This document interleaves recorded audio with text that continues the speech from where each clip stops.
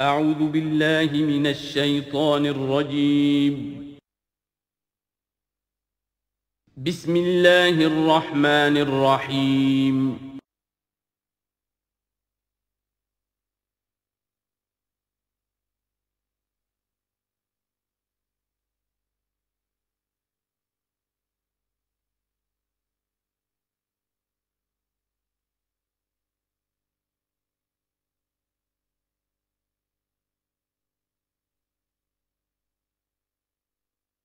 اعوذ باللہ من الشیطان الرجیم بسم اللہ الرحمن الرحیم الذین ينفقون اموالهم باللیل والنہار سرا وعلانیۃ فلہم اجرہم عند ربہم ولا خوف علیہم ولا هم یحزنون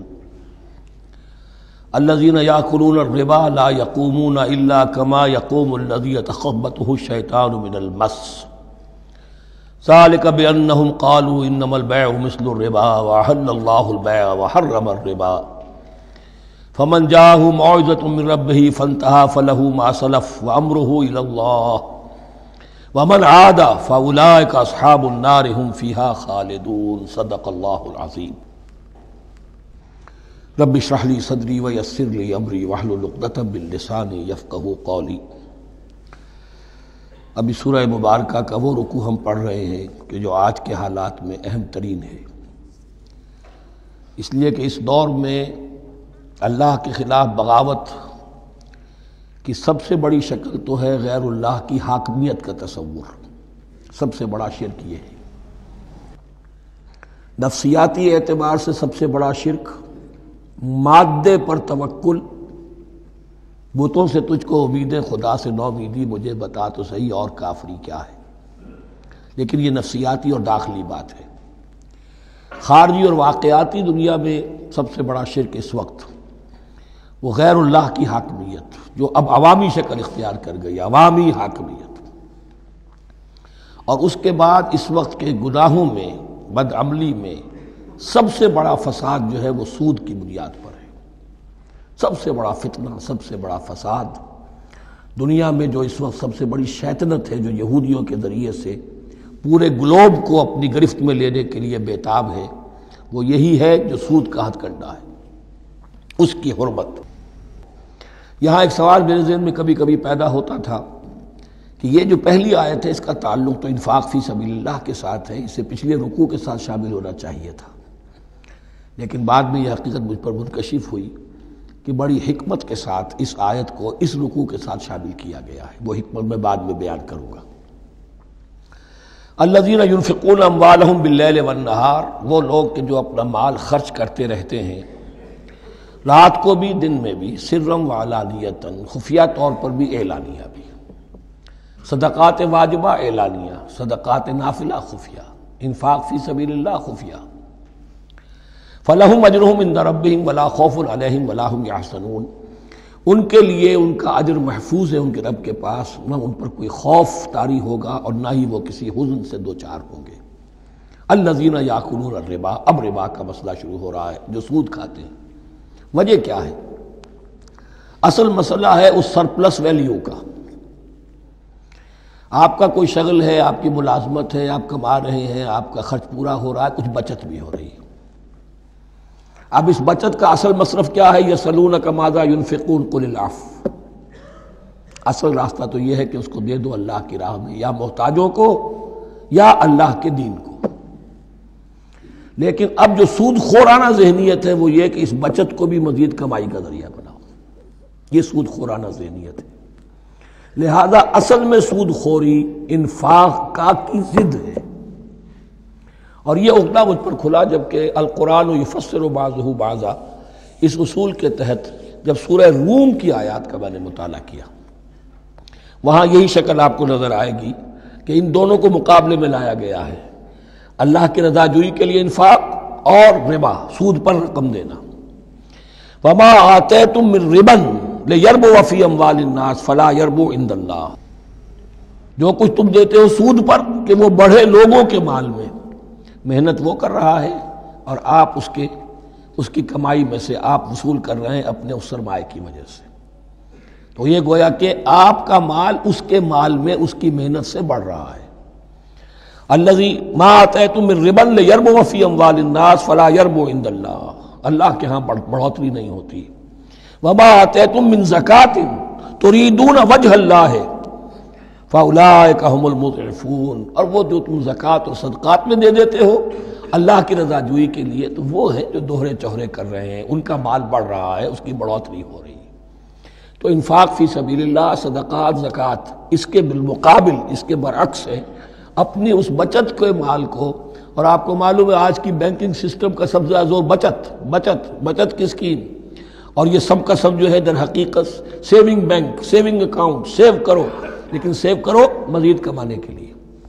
سیو جو ہے اس لیے نہیں ہے کہ اپنا پیٹ کاٹو اور غرباء کو دو، اپنا سٹینڈرڈ آف لیونگ کم کرو اور اللہ کے دین کے لیے خرچ کرو، یہ نہیں، بلکہ اس لیے کہ وہ جو تم بچاؤ وہ ہمیں دو، تاکہ وہ ہم سود پر زیادہ رقم، زیادہ شرح سود پر دوسروں کو دے اور تھوڑا شرح سود تمہیں دے دے. اب اس کے برعکس ہے الذین یاکلون الربا، جو لوگ سود کھاتے ہیں، لا یقومون الا کما یقوم الذی یتخبطہ الشیطان من المس، وہ نہیں کھڑے ہوتے مگر ان کی طرح سے کہ جن کو شیطان نے مخبوط الحواس بنا دیا ہو چھو کر. یہاں عام طور پر یہ سمجھا گیا کہ یہ قیامت کے دن کا نقشہ ہے. یہ قیامت کے دن کا نقشہ تو ہوگا ہی، اس دنیا میں بھی سود خوروں کا حال یہی ہے. اور اگر ان کا نقشہ دیکھنا ہو تو کسی سٹاک ایکسچینج کو جا کے دیکھ لیجئے، معلوم ہوگا دیوانے ہیں، پاگل ہیں، چیخ رہے ہیں، دوڑ رہے ہیں، بھاگ رہے ہیں. وہ انسان نہیں نظر آتے اس وقت جو بھی کچھ ہو رہا ہوتا سٹاک ایکسچینج کے اندر. مخبوط الحواس انسان جو ہے وہ ہو جاتا ہے یہ سود خوری کی وجہ سے. الذین یاکلون الربا لا یقومون الا کما یقوم الذی یتخبطہ الشیطان من المس ذلک بانہم قالوا انما البیع مثل الربا. اور ان کے سب سے بڑھ کر مخبوط الحواس ہونے کا مظہر یہ ہے، یہ اس لیے کہ وہ کہتے ہیں کہ بیع بھی تو ربا کی طرح ہے، بیع بھی تو سود ہے. میں نے 100 روپے کا مال خریدا، 110 میں بیچ دیا، 10 بچ گئے، یہ ربا ہے، ربا جائز ہے. 100 روپے کسی کو دیے اور 110 لیے، یہ سود ہو گیا. بھائی کیوں ہو گیا؟ 100 روپے کی شے دے دی، یہ 100 روپیہ دے دیا، کیا فرق پڑا؟ 10 لاکھ کا مکان بنایا، 4000 کے قرضے کے ماہانہ کرائے پر دے دیا، جائز ہو گیا. 10 لاکھ کسی کو دیا اور اس سے 4000 روپیہ مہینہ دینا شروع کیا، یہ سود ہو گیا، حرام ہو گیا. عقلی طور پر یہ باتیں ہیں کہ جو سود کے حامیوں کی طرف سے کہی جاتی ہیں. انما البیع مثل الربا، بیع میں بھی جو نفع ہوتا ہے، ربح اور ربا یہ میں اس وقت بیان کر چکا ہوں سورہ بقرہ کے دوسرے رکوع کے ضمن میں. تو یہ جان لیجئے کہ اس ظاہری سی مناسبت کی وجہ سے ان کا مخبوط الحواس لوگ جو ہیں وہ اس دونوں کے اندر کوئی فرق محسوس نہیں کرتے. یہاں اللہ تعالیٰ نے ان کے قول کا عقلی جواب نہیں دیا، بلکہ جواب کیا دیا؟ احل اللہ البیع وحرم الربا. اللہ نے بیع کو حلال قرار دیا ہے اور ربا کو حرام قرار دیا ہے. اب تم بات یہ کرو، اللہ کو مانتے ہو یا نہیں؟ رسول کو مانتے ہو یا نہیں؟ قرآن کو مانتے ہو کہ نہیں؟ یا اپنی عقل کو مانتے ہو؟ اگر تم مسلمان ہو، اگر تم مومن ہو تو اللہ کا حکم جو وہ فرمائے، نہ صرف اللہ کا، جو رسول کا ہے. ما آتاکم الرسول فخذوہ وما نہاکم عنہ فانتہوا، جو کچھ رسول تمہیں دے لے لو، اور جس چیز سے روک دے رک جاؤ. یہ تو شریعت کا معاملہ ہے. ویسے اس میں جو فرق واقع ہوتا ہے وہ یہ ہے کہ ایک ہے فلوئڈ منی، فلوئڈ کیپٹل، ایک ہے فکسڈ کیپٹل. مکان 10 لاکھ کا ہے، لیکن مکان سے جو شخص رہ رہا فائدہ کیا اٹھائے گا؟ 1 مہینے رہے گا نا، بس اس کا بدل آپ نے لے لیا. 10 لاکھ روپے کسی کو نقد دے دیے، وہ کسی کام میں لگائے گا، 12 لاکھ بھی بن سکتے ہیں، 15 بھی لگ سکتے ہیں، 8 بھی رہ سکتے ہیں. اس میں آپ نے فکسڈ اگر لیا تو یہ حرام ہے. ان دونوں میں اگرچہ عام طور پہ کہا جائے گا یہ بھی کیپٹل ہے وہ بھی کیپٹل ہے، مکان بھی تو سرمایہ کی ایک شکل ہے، لیکن یہ فکسڈ کیپٹل ہے، اس کی شکل بدل نہیں رہی ہے. اس مکان میں تو ایک شخص رہ جائے گا، سکنا ہوگا، اس کی رہائش ہے، یا آپ کہیں گے اس کی ویئر اینڈ ٹیئر ہے تو اس کا آپ نے بدل لے لیا، بس ختم. لیکن وہ جائے گا، وہ مکان آپ کے لیے رہ جائے گا. لیکن یہ کہ 10 لاکھ جس کو دیا نقد، وہ کاروبار کرے گا، کچھ اور کہیں لگائے گا، اس کے اندر اضافہ بھی ہو سکتا ہے، کمی بھی ہو سکتی ہے. اس میں پھر فکسڈ پروفٹ لینا یہ ہے حرام، اور ان دونوں میں کوئی مناسبت نہیں. لیکن اللہ تعالیٰ نے یہ جواب نہیں دیا. جواب دیا احل اللہ البیع وحرم الربا فمن جاءہ موعظۃ من ربہ فانتہی فلہ ما سلف، تو جس شخص کے پاس اس کے رب کی طرف سے یہ نصیحت پہنچ گئی اور وہ باز آ گیا، رک گیا، فلہ ما سلف، تو جو کچھ پہلے وہ لے چکا ہے وہ اس کا ہے، وہ اس سے واپس نہیں لیا جائے گا، حساب کتاب نہیں کیا جائے گا کہ تم اتنا سود کھا چکے ہو واپس کرو۔ لیکن اس کا یہ مطلب بھی نہیں کہ اس کا کوئی گناہ ان پر نہیں ہوگا، وَأَمْرُهُ إِلَى اللَّهِ، اللہ کے حوالے رہے گا، معلق رہے گا، اللہ چاہے گا تو معاف بھی کر دے گا اور اللہ چاہے گا تو پچھلے سود کے اوپر بھی اس کی سرزنش ہوگی۔ أَمْرُهُ إِلَى اللَّهِ وَمَنْ عَادَ، لیکن اس نصیحت کے آنے کے بعد بھی جس نے دوبارہ یہ حرکت کی فَأُولَٰئِكَ أَصْحَابُ النَّارِ هُمْ فِيهَا خَالِدُونَ، تو یہ جہنمی ہے اور اس میں ہمیشہ ہمیشہ رہیں گے۔ یمحق اللہ الربا ویربی الصدقات، اللہ تعالیٰ ربا کو مٹاتا ہے، دباتا ہے۔ اور ہمارے زمانے میں شیخ محمود احمد مرحوم نے ایک کتاب لکھی ہے مین اینڈ منی، اس میں ثابت کیا ہے جہاں جو یہ سود کا معاملہ چلتا ہے تین چیزیں ساتھ ساتھ بڑھتی چلی جاتی ہیں، جتنا سود بڑھے گا ان امپلائمنٹ بڑھے گی، انفلیشن بڑھے گی، نتیجے میں انٹرسٹ ریٹ بڑھے گا، جیسے انٹرسٹ ریٹ بڑھے گا ان امپلائمنٹ مزید ہوگی، انفلیشن زیادہ ہوگی، اٹس اے ویشس سرکل، اور اسی کے نتیجے میں تباہی ہو جاتی ہے، چھپی رہتی ہے وہ تباہی۔ وہ تو ایک ہی وقت میں بینک کرپٹ ہوگا، کوئی بینک، بڑے بڑے بینک جو ہیں دیوالے نکلیں گے، ابھی جو کوریا کا حشر ہو رہا ہے اور جو اس سے پہلے روس کا ہو چکا ہے، یہ سارا جو ہے یہ یوں سمجھیے شیش محل کی طرح ہے، اس میں تو ایک پتھر پڑے گا تو ٹکڑے ہو جائیں گے۔ وَمَنْ عَادَ فَأُولَٰئِكَ أَصْحَابُ النَّارِ هُمْ فِيهَا خَالِدُونَ يَمْحَقُ اللَّهُ الرِّبَا وَيُرْبِي الصَّدَقَاتِ، اللہ تعالیٰ پالتا ہے، صدقات کو پالتا ہے، بڑھاتا ہے اللہ کے ہاں۔ وہ آیت میں سنا چکا ہوں آپ کو، سورہ روم کی 39ویں آیت ہے یہ، وَمَا آتَيْتُم مِّن رِّبًا لِّيَرْبُوَ فِي أَمْوَالِ النَّاسِ فَلَا يَرْبُو عِندَ اللَّهِ وَمَا آتَيْتُم مِّن زَكَاةٍ تُرِيدُونَ وَجْهَ اللَّهِ فَأُولَٰئِكَ هُمُ الْمُضْعِفُونَ واللہ لا یحب کل کفار اثیم، اور اللہ کو ہرگز پسند نہیں ہے وہ سب کہ جو ناشکرے ہیں اور گناہ گار ہیں۔ ان الذین آمنوا وعملوا الصالحات واقاموا الصلاة وآتوا الزکاة لہم اجرہم عند ربہم ولا خوف علیہم ولا هم یحزنون، ہاں جو لوگ ایمان لائیں اور نیک عمل کریں، نیک عمل میں ظاہر بات ہے جو شے حرام ہے اس کا چھوڑ دینا بھی لازم ہے، اور نماز قائم رکھیں، زکوٰۃ ادا کریں، ان کے لیے ان کا اجر محفوظ ہے ان کے رب کے پاس، ولا خوف علیہم ولا هم یحزنون۔ یا ایھا الذین آمنوا اتقوا اللہ وذروا ما بقی من الربا، اے ایمان والو اللہ کا تقوی اختیار کرو اور چھوڑ دو جو رہ گیا ہے سود میں سے۔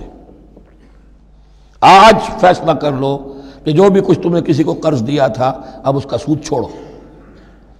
یا ایھا الذین آمنوا اتقوا اللہ وذروا ما بقی من الربا ان کنتم مؤمنین، اگر تم مومن ہو۔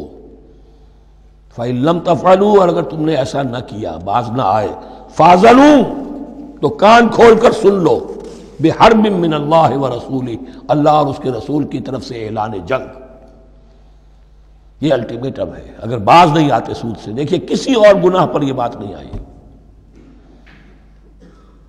اللہ اور اس کے رسول کی طرف سے اعلان جنگ۔ وَإِن تُبْتُمْ فَلَكُمْ رُءُوسُ أَمْوَالِكُمْ، اگر تم توبہ کرو تو تمہارے جو اصل راس المال ہیں وہ تمہیں لوٹا دیے جائیں گے۔ سود چھوڑ دو، راس المال واپس لے لو۔ لا تظلمون ولا تظلمون، نہ تم ظلم کرو سود لے کر اور نہ تم پر ظلم کیا جائے کہ تمہارا راس المال بھی دبا دیا جائے۔ لا تظلمون ولا تظلمون۔ وَإِن كَانَ ذُو عُسْرَةٍ، اور اگر تمہارا جو مقروض ہے وہ تنگی میں ہے، وہ تنگ دستی میں ہے، فَنَظِرَةٌ إِلَىٰ مَيْسَرَةٍ، تو انہیں انتظار کرو، پھر اسے مہلت دو کہ اس کے ہاں کشادگی پیدا ہو جائے، آسانی سے وہ آپ کی رقم، آپ کا قرض واپس کر سکے۔ لیکن اس سے بھی آگے وَأَن تَصَدَّقُوا خَيْرٌ لَكُمْ، تم صدقہ ہی کر دو۔ تمہارا بھائی غریب تھا، اس کو تم نے قرض دیا تھا، کچھ سود لے کر کھا بھی چکے ہو، اب جو ہے سود، اب تو باقی سود کو تو چھوڑا ہی ہے، اگر وہ راس المال بھی بخش دو اس کو، یہ انفاق ہو جائے گا، یہ قرض حسنہ اللہ کو ہو جائے گا، یہ تمہارا جو ہے ذخیرہ آخرت بن جائے گا۔ تو یوں سمجھیے کہ جو بھی جو ہے جس کو سرپلس ویلیو میں نے کہا تھا اسلامی معیشت کے اندر، جو بچت ہے آپ کی، اس بچت کا سب سے اونچا مصرف کیا ہے؟ صدقہ دے دو، انفاق کر دو۔ اس سے کم تر کیا ہے؟ قرض حسنہ، قرض دے دو کسی کو تاکہ وہ اپنی ضرورت چلا لے، اس کا کاروبار رکا ہوا تھا وہ چل پڑے گا اور تمہیں پھر وہ اپنی اصل رقم واپس کر دے گا. یہ قرض حسنہ اس سے کم تر درجہ ہے. تیسرا درجہ ایک اور بھی ہے جو جائز تو ہے مکروہ، پسندیدہ نہیں ہے. تم زیادہ ہی خسیس ہو، چلو مزاربت پر دے دو، اور مزاربت یہ ہے کہ رقم تمہاری کام وہ کرے گا. اگر بچت ہو جائے تو تم بھی لے لینا، اگر نقصان ہو جائے تو کوئی تاوان نہیں لے سکتے اس سے. یہ ہے مزاربت. اس کے بعد اگر تم کہو کہ میں دے رہا ہوں، مجھے اتنے % تو بہرحال تم نے دینا ہی دینا ہے، اس سے بڑھ کر حرام شے کوئی نہیں.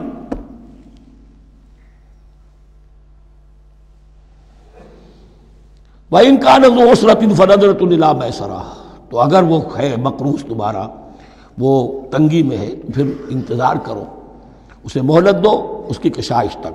وَأَن تَصَدَّقُوا خَيْرٌ لَكُمْ، اور اگر تم صدقہ ہی کر دو، خیرات کر دو، دے دو، بخش دو، وہ تمہارے لیے بہتر ہوگا. ان کنتم تعلمون، اگر تم جانتے ہو، اگر وہ حکمت تمہارے اندر آ گئی ہے، اگر تم اولو الالباب ہو، اگر تم سمجھدار ہو، تو جو کچھ تمہیں بچت اس سے ہوگی، جو اللہ کے ہاں اجر و ثواب ملے گا، وہ تمہیں یہ رقم واپس لے کر جو ہے اس سے کیا مل جائے گا. وَاتَّقُوا يَوْمًا تُرْجَعُونَ فِيهِ إِلَى اللَّهِ، یہ آیت آخری آیت ہے قرآن کی نزول کے اعتبار سے. آیت ڈرو اس دن سے. دیکھیے وہی آیت یاد کیجئے، وَاتَّقُوا يَوْمًا لَا تَجْزِي نَفْسٌ عَن نَفْسٍ شَيْئًا وَلَا يُقْبَلُ مِنْهَا شَفَاعَةٌ وَلَا يُؤْخَذُ مِنْهَا عَدْلٌ وَلَا هُمْ يُنصَرُونَ. وَاتَّقُوا يَوْمًا لَا تَجْزِي نَفْسٌ عَن نَفْسٍ شَيْئًا وَلَا يُقْبَلُ مِنْهَا عَدْلٌ وَلَا تَنفَعُهَا شَفَاعَةٌ وَلَا هُمْ يُنصَرُونَ. وَاتَّقُوا يَوْمًا تُرْجَعُونَ فِيهِ إِلَى اللَّهِ، ڈرو اس دن سے جس دن کے لوٹا دیے جاؤ گے تم اللہ کی طرف. ثم توفى كل نفس ما كسبت، پھر ہر جان کو پورا پورا دے دیا جائے گا جو کمائی اس نے کی ہوگی. وهم لا يظلمون، اور ان پر کوئی ظلم نہیں ہوگا. اب یہ قرآن مجید کی طویل ترین آیت آ رہی ہے، آیت دین. کوئی قرض کا معاملہ ہے، کوئی قرض کا معاملہ ہے کہ آپ نے کسی کو قرض دیا، یا کوئی کاروباری معاملہ ہے، اشتراک ہے جس میں کہ جو بھی ہوگا بعد میں نتائج نکلیں گے. ان سب کے بارے میں حکم ہے کہ لکھ لیا کرو. ہم کیا کرتے ہیں قرض دیتے ہوئے، اب دوست ہے، بھائی ہے، عزیز ہے، کیا لکھوانا، اس سے کیا کہے گا، اعتماد نہیں ہے. کاروبار شروع ہو گیا، زبانی باتیں کر لی، اس کے بعد رو رہے ہیں، چیخ رہے ہیں، چلا رہے ہیں. یا ایھا الذین آمنوا اذا تداینتم بدین الی اجل مسمى فاکتبوہ، اے اہل ایمان جب بھی تم کوئی معاملہ کرو قرض کا ایک وقت معین تک کے لیے، ایک تو وقت معین ہونا چاہیے، یہ قرض دے رہے ہیں کب واپس ہوگا. فاکتبوہ، تو اس کو لکھ لیا کرو. یہ فعل امر ہے، الامر للوجوب، واجب ہے یہ. وَلْيَكْتُبْ بَيْنَكُمْ كَاتِبٌ بِالْعَدْلِ، اور چاہیے کہ کوئی لکھنے والا تمہارے مابین عدل کے ساتھ، لکھنے والا کوئی ڈنڈی نہ مار جائے، انہیں بھی چاہیے کہ وہ صحیح صحیح لکھے. وَلَا يَأْبَ كَاتِبٌ أَن يَكْتُبَ كَمَا عَلَّمَهُ اللَّهُ فَلْيَكْتُبْ، اور کسی بھی شخص کو جسے اللہ نے سکھایا ہوا ہے کتابت لکھنے کا کام، تو اس کو انکار نہیں کرنا چاہیے لکھنے سے. اللہ نے اسے یہ علم دیا ہے، اسے چاہیے کہ لکھنے، اس لیے کہ اس معاشرے میں پڑھے لکھے لوگ تو بہت کم ہوتے تھے. اب بھی یہ ہوتا ہے، عرائض نویس وغیرہ ہوتے ہیں، وثیقہ نویس ہوتے ہیں، پیسے دے کے ان کو جو لکھواتے ہیں. لیکن اگر کوئی وثیقہ نویس جو ہے بے ایمانی کرے اور لکھنے میں کوئی کمی کر جائے تو جو جس کے اوپر ذمہ داری ہے اسے نقصان پہنچ جائے گا. وَلْيَكْتُبْ بَيْنَكُمْ كَاتِبٌ بِالْعَدْلِ، اور چاہیے کہ لکھنے والا تمہارے مابین انصاف کے ساتھ لکھے. وَلَا يَأْبَ كَاتِبٌ أَن يَكْتُبَ كَمَا عَلَّمَهُ اللَّهُ فَلْيَكْتُبْ، اور نہ انکار کرے کوئی لکھنے والا اس سے کہ وہ لکھے جیسے اللہ نے اسے سکھایا ہے تو لکھنا چاہیے. وَلْيُمْلِلِ الَّذِي عَلَيْهِ الْحَقُّ، لکھتے وقت املا وہ کرائے جس کے ذمے رقم آ رہی ہے، جس پر حق آ رہا ہے. علیہ الحق، وہ لکھوائے. جس کا مال ہے وہ نہ لکھوائے، جس پر ذمہ داری آ رہی ہے وہ لکھوائے، جو میں کیا ذمہ داری لے رہا ہوں. وَلْيَتَّقِ اللَّهَ رَبَّهُ، اور اللہ سے ڈرتا رہے اپنے رب سے. وَلَا يَبْخَسْ مِنْهُ شَيْئًا، اور لکھوانے میں اس میں سے کوئی شے کم نہ کر دے. فَإِنْ كَانَ الَّذِي عَلَيْهِ الْحَقُّ سَفِيهًا، اب اگر وہ جو مقروض ہے، جو قرض لے رہا ہے، جس کے ذمے کوئی ذمہ داری آ رہی ہے، وہ ناسمجھ ہے یا بوڑھا ہے، ضعیف ہے، اور لا یستطیع ان یملا، یا اس کے اندر یہ اتنی صلاحیت نہیں ہے کہ املا کرا سکے، یہاں املا کے معنی میں ہے. ہوا فلیملل ولیہ بالعدل، تو اگر وہ نہیں املا کرا سکتا تو اس کا کوئی ولی ہو، اس کا کوئی وکیل ہو، اس کا کوئی اٹارنی ہو، وہ اس کی طرف سے اس کو لکھوائے۔ واستشہدوا شہیدین من رجالکم، یہ ایک آیت چل رہی ہے ابھی، پورے رکوع کے اوپر ایک آیت پھیلی ہوئی ہے، سوائے آخر میں تھوڑا سا حصہ دوسری آیت آئے گی۔ واستشہدوا شہیدین من رجالکم، اور گواہ بنا لیا کرو دو اپنے مردوں میں سے، فإن لم یکونا رجلین، اور اگر دو مرد دستیاب نہ ہو، فرجل وامرأتان، تو ایک مرد اور دو عورتیں، ممن ترضون من الشہداء، اور وہ بھی دونوں کے نزدیک مقبول ہوں شہداء، کہ ہاں دونوں کو اعتماد ہے ان پر۔ اب یہ جو سوال آ گیا کہ ایک مرد کی جگہ دو عورتیں، دو مرد یا پھر ایک مرد کا ہونا تو لازم ہو گیا، محض عورت کی گواہی نہیں چلے گی، لیکن اس کا آیا مسئلہ ہر قسم کے معاملے کا ہے یا قرض اور مالی معاملات میں وثیقہ نویسی کا، یہ ایک علیحدہ مسئلہ ہے، یہ تو باتیں پھر فقہا کے ہاں تفصیل سے ملتی ہیں، لیکن یہ مسئلہ موجود ہے کہ دو مرد، اور اگر دو مرد دستیاب نہ ہو تو ایک مرد اور دو عورتیں، تو سوال تو پیدا ہو گیا کہ کیا عورت کی گواہی عادی ہے؟ ان تضل احداہما فتذکر احداہما الاخری، مبادا ان میں سے کوئی ایک بھول جائے تو یاد کرا دے دوسری۔ عقلی سوال پیدا ہو گیا، کیا مرد نہیں بھول سکتا؟ کیا جواب ہے اس کا؟ جواب یہ ہے کہ واقعتاً اللہ تعالیٰ نے عورت کے اندر نسیان کا مادہ زیادہ رکھا ہے۔ الا یعلم من خلق وہو اللطیف الخبیر، کیا وہی نہ جانے گا جس نے پیدا کیا ہے؟ اس نے پیدا کیا ہے، وہ جانتا ہے۔ نسیان کا مادہ کیوں زیادہ رکھا یہ بھی سمجھ لیجیے، عقلی بات ہے، منطقی بات ہے۔ She has to play the role of number 2، اسے مرد کے تابع رہنا ہے، جو نمبر 2 ہوتا ہے اس کے اوپر اس کے کبھی احساسات کے اوپر، کبھی جذبات کے اوپر کوئی نہ کوئی کوفت، کوئی قدورت آتی ہے، اور اس میں اللہ تعالیٰ نے ان کا سیفٹی والو رکھا ہوا، بھول جانا، اگر بھولنا نہ ہو، یاد ماضی عذاب ہے یا رب چھین لے مجھ سے حافظہ میرا، یہ نسیان جو ہے یہ بھی ایک بہت بڑی نعمت ہے، ورنہ تو کوئی صدمہ دل سے اتری نا، کوئی غصہ کبھی ختم ہوئی نا، تو بھولنے کا معاملہ یہ سیفٹی ویلو اللہ نے عورت میں زیادہ رکھا ہے، اس لیے کہ اسے مرد کے تابع ہو کر رہنا ہے، اور جب تابع ہو کر رہنا ہے تو اسے زیادہ اس کے احساسات پہ، جذبات پر زیادہ مواقع آئیں گے کہ اس کو کچھ زک پہنچے، اس کے لیے یہ سیفٹی ویلو کے نسیان ہے، یہ زیادہ رکھ دیا گیا ہے۔ ان تضل احداہما فتذکر احداہما الاخری، اب یہ کہ اگر یہ بات سمجھ میں نہ آتی تب بھی اللہ کا حکم ہے ماننا ہے، اگر فسک کیپٹل اور فلوئڈ کیپٹل کا فرق سمجھ میں نہیں آتا تب بھی بیع حلال ہے، ربا حرام ہے، اللہ خیر صلی اللہ احل اللہ البیع وحرم الربا، لیکن اگر حکمت سمجھ میں آ جائے تو نور علی نور۔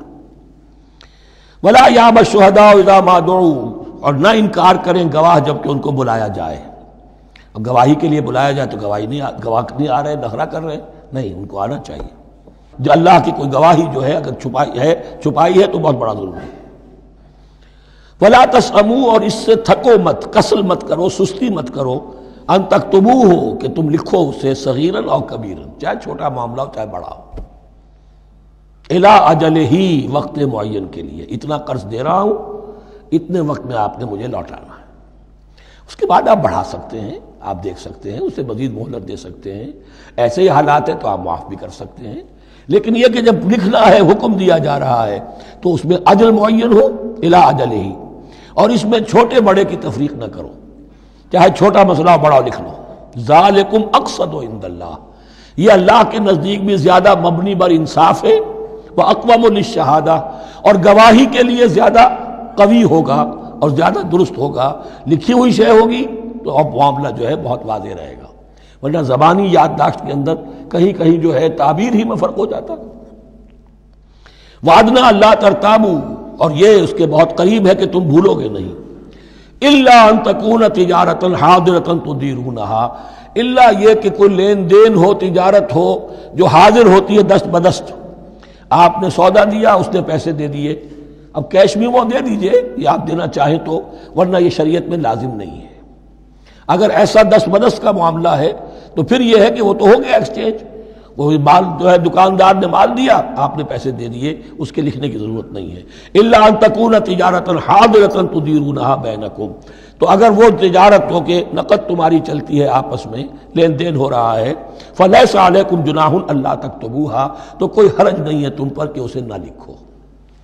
واشہدوا اذا تبایعتم، اور گواہ بنا لیا کرو جب کوئی مستقبل کا سودا کرو۔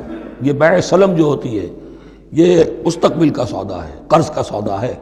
بیع سلم بھی ایک طرح کا قرض ہے۔ آج آپ طے کرتے ہیں کسی شخص سے، کسی کاشتکار سے، زمیندار سے کہ اگلا موسم جو آئے گا فصل کا، گیہوں کی فصل کا، تو اتنے روپے من کے حساب سے 500 من گندم میں آپ سے لوں گا۔ یہ بیع سلم کہلاتی ہے، اور اس میں لازم ہے کہ پوری قیمت ابھی ادا کر دیں۔ لیکن اس میں بھی کہ اس وقت آپ کو اتنی گندم دینی ہے، اس کو لکھوا لو اور اس پر 2 گواہ بنا لو۔ واشہدوا اذا تبایعتم ولا یضار کاتب ولا شہید، اور نہ نقصان پہنچایا جائے کسی لکھنے والے کو یا گواہ کو، اور نہ نقصان پہنچائے کوئی لکھنے والا یا گواہ۔ یہ یضار دونوں کے لیے آ جائے گا، یہ معروف بھی ہے اور مجرور بھی ہے۔ نہ ضرر پہنچایا جائے اور نہ ضرر پہنچائے، نہ کوئی کاتب اور نہ کوئی شہید گواہ۔ وَإِن تَفْعَلُوا، اگر تم ایسا کرو گے، نقصان پہنچاؤ گے، فَإِنَّهُ فُسُوقٌ بِكُمْ، تو یہ تمہارے لیے بہت بڑے گناہ کی بات ہوگی۔ وَاتَّقُوا اللَّهَ، اللہ سے ڈرو، وَيُعَلِّمُكُمُ اللَّهُ، اللہ تمہیں تعلیم دے رہا ہے، وَاللَّهُ بِكُلِّ شَيْءٍ عَلِيمٌ، اللہ ہر چیز کا علم رکھنے والا ہے۔ یہ ایک آیت ہوئی ہے، آخری پارے کی میرا غیر 4 5 6 صورتیں جمع کر لیں تو جا کر یہ ایک آیت کا حجم برابر ہوگا۔ جو میں نے کہا تھا کہ آیات کی تعیین توقیفی ہے، یہ ہمارے حساب کتاب سے، گرامر سے، منطق سے، علم بیان سے کسی سے کوئی تعلق نہیں اس کا۔ وَإِن كُنتُمْ عَلَىٰ سَفَرٍ، اور اگر تم سفر پر ہو، وَلَمْ تَجِدُوا كَاتِبًا، اب وہاں کوئی لین دین کا معاملہ ہو گیا، قرض کا ہو گیا، کاتب کوئی ہے نہیں، فَرِحَانٌ مَقْبُوضَةٌ، تو کوئی گروی شے رکھ لو قبضے میں، فلاں شے آپ کے قبضے میں رہے گی، آپ اتنے پیسے مجھے دے دیجئے، میں جب یہ واپس کر دوں گا اپنی چیزیں آپ میری چیز مجھے لوٹا دیجیے۔ یہ رہن ہے مقبوضہ، لیکن رہن سے کوئی فائدہ اٹھانے کی اجازت نہیں، وہ سود ہو جائے گا۔ اگر مکان رہن رکھا گیا ہے، قبضہ تو ہوگا اس کا، لیکن یہ کہ وہ اس کا کرایہ نہیں لے سکتا، کرایہ مالک کو جائے گا، اس سے کوئی استفادہ نہیں کر سکتا اس مال سے۔ رہان مقبوضہ۔ فَإِنْ أَمِنَ بَعْضُكُمْ بَعْضًا، پھر اگر کوئی شخص اب اطمینان کرتا ہے اور اعتبار کرتا ہے تم میں سے بعض کسی بعض کا، فَلْيُؤَدِّ الَّذِي اؤْتُمِنَ أَمَانَتَهُ، تو اب چاہیے اس شخص کو کہ جس کے اوپر یہ امانت آئی ہے، اگرچہ اس کے پاس رہن دینے کو کچھ نہیں تھا، یا یہ کہ دوسرے بھائی نے اس پر اعتماد کیا اور اس کی وجہ سے کوئی شے رہن نہیں لی، تو اب اس سے کوئی غلط فائدہ نہ اٹھائے، وہ گویا کہ اس کے پاس جو اس نے قرض لیا امانت ہے، اس کے پاس وہ امین بنایا گیا ہے۔ فَلْيُؤَدِّ الَّذِي اؤْتُمِنَ أَمَانَتَهُ، کہ اپنی امانت واپس لوٹائے، وَلْيَتَّقِ اللَّهَ رَبَّهُ، اور ڈرے اللہ سے جو اس کا رب ہے۔ وَلَا تَكْتُمُوا الشَّهَادَةَ، اور دیکھو گواہی کو چھپایا نہ کرو، وَمَنْ يَكْتُمْهَا فَإِنَّهُ آثِمٌ قَلْبُهُ، اور جو کوئی گواہی کو چھپائے گا تو اس کا دل گناہ میں مبتلا ہو جائے گا، دل داغدار ہو گیا تو رہ کیا گیا۔ وَاللَّهُ بِمَا تَعْمَلُونَ عَلِيمٌ، اور جو کچھ تم کر رہے ہو اللہ اسے جانتا ہے۔ اللہ کے فضل و کرم سے آخری رکوع پر ہم پہنچ گئے، اور یہ بڑا ایک یوں سمجھئے 3 آیتوں پر مشتمل رکوع ہے، جیسے کہ وہ رکوع جو ہم نے پڑھا تھا جس میں آیت الکرسی 4 آیتیں ہیں، وہ اور یوں کہا جا سکتا ہے کہ یہ 2 رکوع ایک دوسرے کے بالکل بالمقابل ہیں اپنی عظمت میں اور مقام میں۔ آیت الکرسی کی جگہ یہاں ایک دعا کی آیت ہے، جامع ترین دعا جو آئے گی آخری آیت میں، للہ ما فی السماوات و ما فی الارض۔ اکثر و بیشتر آپ دیکھیں گے سورتوں کے اختتام پر یہ الفاظ پھر آتے ہیں، اللہ ہی کا ہے جو کچھ بھی ہے آسمانوں اور زمین میں۔ وَإِن تُبْدُوا مَا فِي أَنفُسِكُمْ أَوْ تُخْفُوهُ، اور جو کچھ تمہارے دلوں میں ہے خواہ تم اسے ظاہر کرو خواہ چھپاؤ، یحاسبکم بہ اللہ، اللہ تم سے محاسبہ کر لے گا، تمہاری نیتیں اس کے علم میں ہیں۔ ان اللہ لا ينظر الى صورکم ولا الى اموالکم ولکن ينظر الى قلوبکم واعمالکم، اللہ تمہاری صورتوں کو نہیں دیکھتا، تمہارے مال و دولت کو نہیں دیکھتا، تمہارے دل کو دیکھتا ہے۔ تمہارے اعمال کو دیکھتا ہے۔ تو دل میں جو کچھ ہے خواہ کتنا ہی چھپا لو، اللہ کے محاسبے سے نہیں بچو گے۔ فَيَغْفِرُ لِمَن يَشَاءُ وَيُعَذِّبُ مَن يَشَاءُ، پھر وہ بخش دے گا جس کو چاہے گا اور عذاب دے گا جس کو چاہے گا۔ اختیار مطلق اللہ کے ہاتھ میں ہے۔ ہمارے ہاں اہل سنت کا عقیدہ یہی ہے، اللہ پر لازم نہیں ہے کہ وہ نیکوکار کو اس کا جزا ضرور دے اور بدکار کو اس کی سزا ضرور دے۔ اللہ کرے گا ایسا، یہ دوسری بات ہے، لیکن اللہ کی شان اس سے بہت اعلیٰ اور عرفہ ہے کہ اس پر کسی شے کو لازم قرار دیا جائے۔ اس کا اختیار مطلق ہے، مطلق ہے۔ یفعل اللہ ما یرید، یفعل اللہ ما یشاء۔ اہل تشیع کا کہنا یہ ہے کہ اللہ پر عدل واجب ہے، اہل سنت کہتے ہیں اللہ عدل کرے گا، جزا و سزا میں عدل ہوگا، یہ ہم مانتے ہیں، واقعہ ہے، لیکن ہم یہ نہیں کہتے کہ اللہ پر عدل واجب ہے۔ اللہ پر کوئی شے واجب نہیں، بلکہ اللہ نے تو کتب علی نفسہ الرحمہ، اپنے اوپر واجب کیا ہے رحمت کو۔ وجوب کا لفظ جو آتا ہے اللہ پر تو وہ تو رحمت کا ہے، کتب علی نفسہ الرحمہ، اللہ نے اپنی ذات کے اوپر واجب کر لیا رحمت کو۔ واللہ علی کل شیء قدیر، اور اللہ ہر چیز کی قدرت رکھتا ہے۔ آمن الرسول بما انزل الیہ من ربہ والمؤمنون، ایمان لائے رسول صلی اللہ علیہ وسلم اس چیز پر کہ جو نازل کی گئی ان کی جانب ان کے رب کی طرف سے۔ غور طلب بات ہے، یہ بڑا باریک نکتہ ہے۔ نبی پر جب وحی آئی ہے کیسے پہچان لیا کہ یہ بدروح نہیں ہے، یہ جبرائیل ہے؟ آخر کوئی اشتباہ بھی تو ہو سکتا تھا، پہلا تجربہ تھا، اس سے پہلے نہ آپ نے کہانت سیکھی، نہ آپ نے کوئی اور اس طرح کی نفسیاتی ایکسرسائزز کی، آپ تو کاروباری آدمی تھے، ایک بہت ہی بھرپور زندگی گزار رہے ہیں، اہل و عیال والے ہیں، کاروبار کر رہے ہیں، ہائی ایسٹ لیول کا کاروبار ہے، تو فطرت جو ہے وہ پہچانتی ہے۔ نبی کی فطرت وہ اتنی پاک اور صاف ہوتی ہے کہ اس کے اوپر کوئی بدروح کا کوئی اثر ہو ہی نہیں سکتا۔ بہرحال ہمارے لیے بڑی تسکین کی بات ہے کہ اللہ تعالیٰ نے رسول کے ایمان کے تذکرے کے ساتھ ہمارے ایمان کا تذکرہ کیا۔ آمن الرسول بما انزل الیہ من ربہ والمؤمنون، ایمان لائے رسول صلی اللہ علیہ وسلم اس چیز پر جو نازل کی گئی ان کی جانب ان کے رب کی طرف سے، اور ایمان لائے صاحب ایمان۔ اللہم ربنا اجعلنا منہم، اللہم ربنا اجعلنا منہم۔ کل آمن باللہ وملائکتہ وکتبہ ورسلہ، یہ دوسرا مقام ہے سورہ بقرہ کے اندر جس میں ایمان کے جو اجزاء ہیں ان کو گنا گیا ہے۔ کچھ یاد ہے آیت البر، لیس البر ان تولوا وجوہکم قبل المشرق والمغرب ولکن البر من آمن باللہ والیوم الآخر والملائکۃ والکتاب والنبیین، یہاں بھی اسی طرح ہے، کل آمن باللہ وملائکتہ وکتبہ ورسلہ لا نفرق بین احد من رسلہ۔ اور یہ تیسری مرتبہ بات آ گئی ہے کہ رسولوں کے درمیان کوئی تفریق نہیں کی جائے گی۔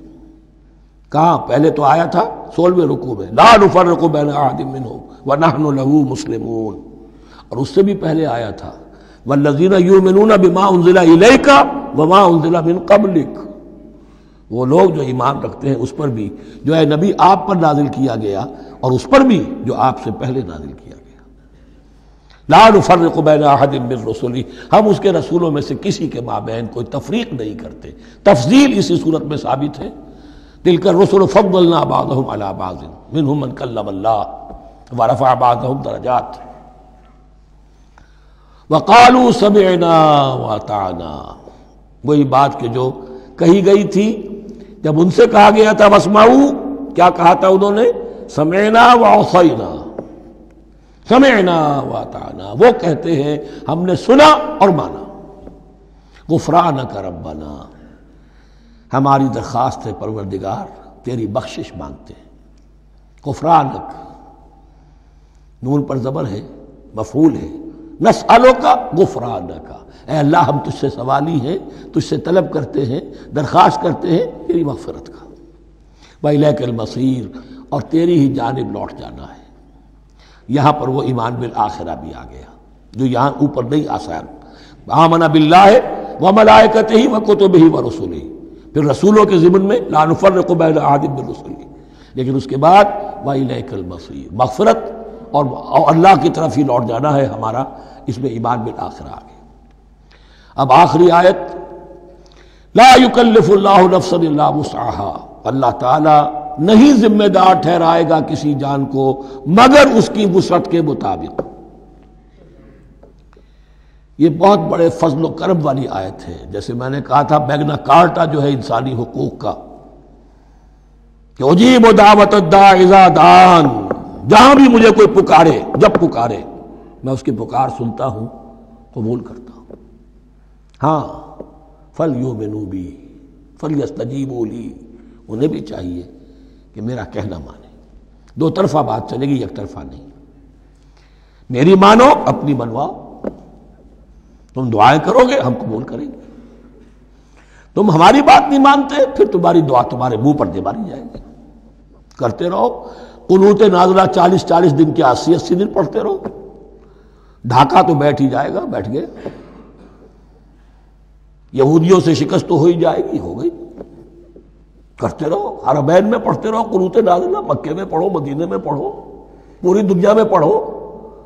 اللہ کو پیٹھ دکھائی ہوئی ہے، اس کے دین کو پاؤں تلے روندا ہوا ہے، اللہ کے باغیوں سے دوستی ہے، کسی نے قبلہ ماسکو کو بنایا تھا اور کسی نے واشنگٹن کو بنایا تھا، تمہاری دعائیں کیسے قبول ہوں؟ لیکن یہ جو آیت ہے یہ اس اعتبار سے بہت بڑی رحمت کی آیت ہے کہ اللہ تعالیٰ کے ہاں وہ اندھے کی لاٹھی والا معاملہ نہیں ہے کہ تمام انسانوں سے محاسبہ ایک ہی سطح پر ہو۔ اللہ جانتا ہے کس کی کتنی وسعت ہے، اور وسعت کن چیزوں سے بنتی ہے۔ آپ کو کوئی اور جین ملے ہیں، مجھے کوئی اور جین ملے ہیں، انہیں کوئی اور جین ملے ہیں، یہ جینز، ان جینز کی اپنی اپنی خصوصیات ہیں، خصائص ہیں، پراپرٹیز ہیں، لیمیٹیشنز ہیں۔ آپ کو کوئی اور ماحول ملا، اسے کوئی اور ماحول ملا، اسے کوئی اور ماحول ملا، تو hereditary factors multiplied by environmental factors, ان دونوں سے ایک شخصیت کا ہیولہ بنتا ہے انسان کا، جس کو پاٹرن کہتے ہیں ہمارے مستری لوگ۔ جب لوہے کا کوئی شے جو ہے ڈھالنی ہے تو اس کے لیے پہلے مٹی کا یا لکڑی کا ایک پیٹرن بناتے ہیں، انگریزی میں پیٹرن ہے، وہ پاٹرن کہتے ہیں ہمارے مستری لوگ۔ اب آپ لوہا جو ہے اس کو جب اسے کر لیں گے، مائع بنا لیں گے، گلا لیں گے، پھر اس میں ڈالیں گے، وہی شکل ہو جائے گی۔ یہ شاکلہ ہے ہر انسان کا جو بن جاتا ہے۔ قُلْ كُلٌّ يَعْمَلُ عَلَى شَاكِلَتِهِ فَرَبُّكُمْ أَعْلَمُ بِمَنْ هُوَ أَهْدَىٰ سَبِيلًا، اس شاکلہ کے اندر آپ کو محنت کرنی ہے۔ اللہ جانتا ہے کس کا شاکلہ وسیع تھا، کس کا شاکلہ تنگ تھا، کس کے جینز اعلیٰ تھے، کس کے جینز ادنا تھے، کس کے ہاں ذہانت زیادہ تھی، کس کے ہاں جسمانی قوت زیادہ تھی۔ جو بھی کچھ اس نے دیا ہے، جس کو وہاں ہم نے رکھا اس کو وہاں رکھا، اس نے وہاں تعلیم پائی، اس نے یہاں تعلیم پائی، جو بھی انوائرمنٹل فیکٹرز آئے ہیں، جو بھی جینیٹک فیکٹرز آئے ہیں، سب اللہ کے علم میں ہے۔ ان سب کو ملحوظ رکھ کے اللہ حساب لے گا۔ جو شاکلہ ہم نے تمہیں دیا تھا اس میں تم نے کیا کیا؟ ایک شخص کے اندر فرض کیجئے استعداد ہی ہے 20 درجے کی استعداد ہے، اس نے فرض کیجئے 18 درجے کام کر دیا، کامیاب ہو گیا۔ کسی میں استعداد 100 درجے کی تھی، اس نے 50 درجے کیا، ناکام ہو گیا۔ حالانکہ کمیت کے اعتبار سے 50 درجے زیادہ ہے 18 درجے سے، لیکن یہ 18 درجے کا کام وہ کر رہا ہے جس کے اندر استطاعت تھی ہی 20 کی، یا 18 ہی کی تھی، اس نے پوری کر دی۔ اور 50 درجے والا وہ جس کو اللہ نے دے رکھی تھی 1000 کی استطاعت، اس کا وہ 50 بیکار ہو گیا۔ تو اللہ تعالیٰ کا محاسبہ جو ہے انڈیویجول ہے، اسی لیے فرمایا گیا کلہم آتی ہے یوم القیامت فردا، ان میں سب لوگ اس دن قیامت کے دن سب آئیں گے اکیلے اکیلے، تنہا تنہا، ہر ایک کا حساب ہوگا وہاں، اور ہر ایک کا حساب ہوگا لا یکلف اللہ نفسا الا وسعها، اللہ ذمہ دار نہیں ٹھہرائے گا کسی بھی جان کو مگر اس کی وسعت کے مطابق۔ البتہ اس کا اب ایک ریورس ہے۔ ہوتا کیا ہے، ہم سمجھتے ہیں دنیا میں تو بھاگ دوڑ کر رہے ہیں اور دین، اجی ہمارے اندر تو استطاعت، دین کے کام کی صلاحیت ہی نہیں ہے۔ دنیا میں دیکھیں بڑے کامیاب، تیزی کے ساتھ دوڑ رہے ہیں، کامیاب پر کامیاب. دین ہمارے اندر تو استطاعت نہیں ہے، استعداد ہی نہیں ہے، کیا کریں؟ یہ دھوکہ ہے، سیلف ڈسیپشن ہے. استعداد اور استطاعت کے بغیر اور صلاحیت اور ذہانت کے بغیر دنیا میں بھی آپ کما نہیں سکتے، محنت نہیں کر سکتے، کوئی نتائج حاصل نہیں کر سکتے. یہ دھوکہ اپنے آپ کو نہ دیجئے. یہ ہے جو کچھ کر سکتے ہو کیجئے، کھودیے اپنی شخصیت کو، کھود کر جو نکال سکتے ہو نکال دیجئے. ہاں آپ نکال سکیں گے اتنا ہی جتنا آپ کے اندر ودیت ہے، زیادہ کہاں سے لے آئیں گے؟ اور اللہ نے کس میں کیا ودیت کیا ہے وہ جانتا ہے. اس کا حساب لینا جو ہے، محاسبہ، وہ اس پر ہے کہ جو اس نے تمہیں دیا ہے. اور یہ مضمون قرآن مجید میں 5 مرتبہ آیا ہے بہت اہمیت کے ساتھ. لا یکلف اللہ نفسا الا وسعها لها ما کسبت وعلیہا ما اکتسبت. اسی جان کے لیے ہے جو اس نے کمایا، اور اس کے اوپر وبال بنے گا جو اس نے برائی کمائی. لیکن لام اور علا، لہا ما کسبت، جو بھی اس نے نیکی کمائی اس کے حق میں ہے، اس کے لیے ہے، اس کا اجر ملے گا، ثواب ملے گا. اور جو بدی کمائی وہ اس پر وبال بنے گا، اسی کے لیے اس کو سزا ملے گی، اسی کے حوالے سے. اب وہ آخری دعا آ گئی، جامع ترین اور عظیم ترین دعا ہے قرآن مجید کی. ربنا لا تؤاخذنا ان نسینا او اخطانا. اہل ایمان کے راستے پر، عمل صالح کے راستے پر مقدور بھر، امکان بھر اپنی شخصیت کے کونوں کھدروں میں سے بھی نکال کر، اپنی ریزیڈول انرجیز کو بھی نکال کر اللہ کی راہ میں لگا دیں. لیکن اس کے بعد بھی کوئی غرہ نہ ہو، کوئی غرور نہ ہو، کوئی اپنی محنت پر، اپنی نیکی پر، اپنی کمائی پر، اپنے کارناموں پر کہیں انسان دھوکہ نہ کھا جائے. کیفیت کیا رہنی چاہیے؟ وہ یہ ہے تواضع، عجز انکساری. ربنا لا تؤاخذنا ان نسینا او اخطانا. اے رب ہم سے مواخذہ نہ کیجو اگر ہم بھول جائیں یا ہم سے خطا ہو جائے. نسیان بھی ہے، الانسان مرکب من الخطاء والنسیان. انسان کے اندر یہ دونوں چیزیں، خطا اور نسیان، یہ تو گندی ہوئی ہیں. خطا یہ ہے کہ آپ نے اپنی امکانی حد تک تو نشانہ ٹھیک لگایا تھا، نشانہ خطا ہو گیا، ٹھیک ہے، کوئی بات نہیں، آپ کی نیت صحیح تھی. ایک اجتہاد کرنے والا اجتہاد کر رہا ہے، امکانی حد تک اس نے کوشش کی ہے کہ صحیح رائے تک پہنچے، لیکن خطا ہو گئی، اللہ معاف کرے گا. اس نے اپنی امکانی کوشش کی تھی، لہذا اسے ثواب ملے گا. مجتہد مخطی بھی ہو تو ثواب ملے گا. مجتہد مصیب ہے، صحیح رائے پر پہنچ گیا ہے تو دوہرا ثواب ملے گا. لیکن مجتہد مخطی ہے تب بھی ثواب ملے گا. تو بھول چوک پر، یہ بھول چوک، خطا جو ہے چوک صحیح ہے بالکل لفظ اس کے لیے، چوک جانا، نشانہ چوک گیا. تو اے پروردگار جو بھی ہم سے سرزد ہو جائے، غلطی ہو جائے، بھول کی وجہ سے یا خطا کی وجہ سے، اس پر مواخذہ نہ کیجو. ربنا ولا تحمل علینا اصرا کما حملتہ علی الذین من قبلنا. اور اے رب ہمارے، ہم پر وہ بوجھ نہ ڈالیو جس سے ہم لے کر چل نہ سکیں. دیکھیے ایک حمل ہوتا ہے جس سے حمال کا لفظ بنا ہے، جس کو لے کر انسان چلتا ہے. حمال اس بوری کو یا بوجھ کو اٹھا کر چل رہا ہے. جو آپ کی طاقت میں ہے اور جس سے لے کر آپ چل سکیں وہ ہے حمل. اور جو ہو آپ کو بٹھا دے، اسر اس کو کہتے ہیں. یہ لفظ سورہ اعراف میں پھر آئے گا، یضع عنہم اسرہم والاغلال التی کانت علیہم. حضور کی شان یہ بھی تھی کہ انہوں نے لوگوں کے بوجھ جو ان کی طاقت سے بڑھ کر تھے ان کے کندھوں سے اتار دیے. ربنا ولا تحمل علینا اصرا کما حملتہ علی الذین من قبلنا. اے اللہ تو نے بڑے بڑے بھاری بوجھ ہم سے پہلے لوگوں پر ڈالے. شریعت بھی پہلے بھاری تھی، بہت سے معاملات ہم نے دیکھ لیے. روزہ ہمارے لیے کتنا آسان کر دیا گیا، رات کو نکال دیا روزے سے، کہہ دیا خاص طور پہ کھاؤ پیو ضرور، سحری ضرور کرو، تسحروا فإن فی السحور برکہ. کتنی آسانی ہے. رات میں تعلق زن و شو کی اجازت ہے. وہاں ان کے روزے میں چپ بھی تھا، چپ بھی رہو، نہ کھاؤ نہ پیو، نہ تعلق زن و شو، نہ گفتگو. تو آسانی کی ہے. ان کے ہاں یوم سبت کا حکم تھا اتنا سخت، کوئی کام نہیں کرو گے. ہمارے ہاں وہ تھوڑے سے وقت کے لیے، اذا نودی للصلاۃ من یوم الجمعۃ فاسعوا الی ذکر اللہ وذروا البیع. اذان سے لے کر اور نماز کے ادا ہو جانے تک ہر کاروبار دنیاوی حرام ہے، لیکن اس سے پہلے اس کے بعد آپ کر سکتے ہیں، تو آسانی ہے۔ ربنا ولا تحمل علینا اصرا کما حملتہ علی الذین من قبلنا ربنا ولا تحملنا ما لا طاقت لنا بہ، اور اے رب ہمارے ہم پر وہ بوجھ نہ ہم پر عائد کی جو ہم پر ڈالیو جس کی کہ ہمارے اندر طاقت نہ ہو۔ واعف عنا، ہم سے درگزر فرماتا رہے، ہمیں معاف کرتا رہے، واغفر لنا، اور ہمیں بخشتا رہے۔ مغفرت کا لفظ جو ہے اس کو سمجھ لیجئے ڈھانپنا۔ مغفر کہتے ہیں خود کو، جو ہیملٹ پیٹا ہوتا ہے تاکہ گولی جو ہے وہ سر پہ لگے تو یہ آپ کو بچا لے۔